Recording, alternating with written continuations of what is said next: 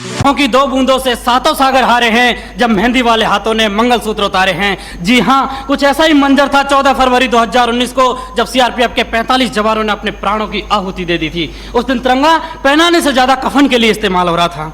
मैं सीआईएसएफ से उप निरीक्षक पिंटू राम मीना महोदय, मैं एक सैनिक हूं और मेरे लिए तो संविधान ही गीता है, बाइबल है, कुरान है तथा भारतीय संविधान के अनुच्छेद 33 के तहत मेरे मौलिक अधिकार इसलिए छीने गए हैं ताकि मैं देश की रक्षा कर सकूं, देश के आत्मसम्मान और मान मर्यादा को बचा सकूं। उतना ही नहीं, माननीय सर्वोच्च न्यायालय द्वारा 1964 में रामस्वरूप बनाम भारत संघ मामले में स्पष्ट किया है कि एक सैनिक के लिए राष्ट्रीय सुरक्षा ही सर्वोपरि है।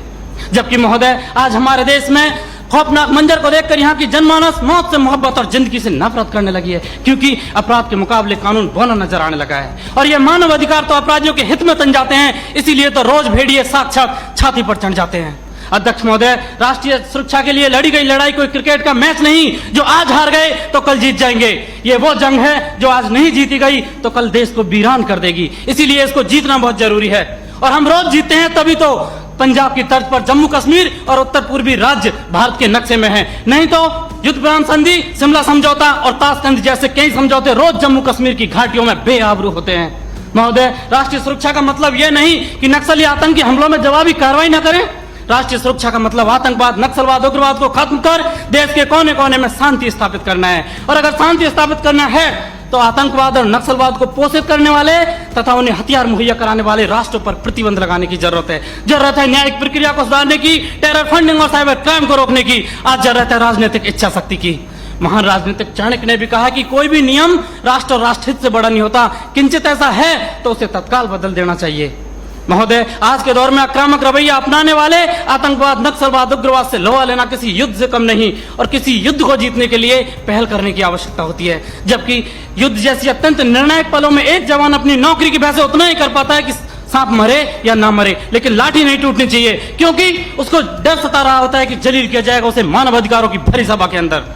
उसे डर सता रहा होता है कि ना तो कानून छोड़ेगा और ना इत्तर का ताड़ बनाने वाली मीडिया की पैनी नजरें छोड़ेंगी, जिसका ज्वलंत उदाहरण पहले कश्मीर में जवानों के सिर कटवाए तब जाके सर्जिकल स्ट्राइक किया। 20 भारतीय सैनिकों ने गोली खाई तब म्यांमार में घुसकर ऑपरेशन ऑल आउट किया था। 45 जवानों ने शहादत दी तब बालाकोट एयर स्ट्राइक की। काश ये एयर स्ट्राइक, सर्जिकल स्ट्राइक और ऑपरेशन ऑल आउट पहले ही हो गए होते तो एक पत्नी का सुहाग, एक बुढ़े माँ बाप की बुढ़ापे की लाठी, एक बहन की राखी और एक बच्चे का भविष्य अंधकार में नहीं होता। महोदय, डॉक्टर भी कैंसर का इलाज करता है तो संक्रमित कोशिका को काट कर फेंक देता है ताकि वो नासूर ना बने, और आज हमारे देश में आतंकवाद, नक्सलवाद और उग्रवाद तो उससे भी गंभीर समस्या बने हुए। ये 1 नहीं, 2 नहीं, 3 नहीं, हजारों निर्दोष लोगों की जान ले लेते हैं। महोदय, मेरे विपक्षी साथी किन दरिंदों के लिए मानव अधिकारों का गलियारा बंदूक की नली से नापना चाहते हैं, या फिर उनके लिए जो राजनीतिक शून्य, आर्थिक विफलता और अराजकता फैलाना चाहते हैं, या फिर उनके लिए जिन्होंने 38 भारतीय नागरिकों को इराक के मोसुल में मौत के घाट उतार दिया था और उनके घर वालों की पथराई आंखों को मिला भी तो सिर्फ ताबूत और ताबूत में मृत्यु प्रमाण पत्र, या फिर उनके लिए जो राष्ट्र विरोधी नारे लगाते हैं, अब जलम शर्मिंदा है, तेरे कातिल जिंदा है, कौन है अफजल का कातिल, भारतीय संविधान या सर्वोच्च न्यायालय? क्यों दरकिनार करना चाहते हैं मेरे विपक्षी साथी इन सब घटनाओं को? क्योंकि साथ सच्चाई को बर्दाश्त करने की क्षमता नहीं रह गई आपके अंदर। महोदय, सच ये है कि हमारी बंदूक की नली से निकली हुई गोली को 1000 बार सोचना पड़ता है कि उसे कब, कहां और किसे लगना है, जबकि एक आतंकवादी की गोली को कोई निर्णय लेने की आवश्यकता नहीं होती। एक जवान की उंगली अगर ट्रिगर पर है तब हम यहाँ खुली हवा में सांस लेते हैं। -40 डिग्री तापमान पर एक जवान अपनी हड्डियां गलाता है तब हमें सहूलियत मिलती है बुद्धिजीवियों की तरह बातें करने की, सहूलियत मिलती है संवेदनशील होने की, डिस्को जाने की और त्योहार मनाने की।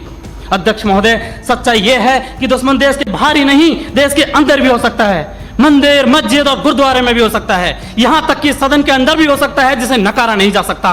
और ये मेरी जिम्मेदारी है कि बाहर भीतर हर तरफ देश की रक्षा करूं, और ऐसा करते वक्त अगर मेरे और मेरे परिवार के मानव अधिकारों को कुचलना भी पड़ा तो मेरे लिए सौभाग्य की बात होगी। अंत में फैसला माननीय निर्णायक मंडल के ऊपर छोड़ते हुए भूतपूर्व प्रधानमंत्री श्री अटल बिहारी वाजपेयी जी की चंद पंक्तियों के साथ मेरी वाणी को विराम देना चाहूंगा कि ये बंधन की भूमि है, अभिनंदन की भूमि है, ये तर्पण की भूमि है, ये अर्पण की भूमि है, इसका कंकर कंकर शंकर है, इसका बिंदु बिंदु गंगा जल है। हम जिएंगे तो इसके लिए, मरेंगे तो इसके लिए, और मरने के बाद गंगा में बहती हुई हमारी अस्थियों से कोई कान लगाकर सुनेगा तो सिर्फ एक ही आवाज आएगी, भारत माता की जय।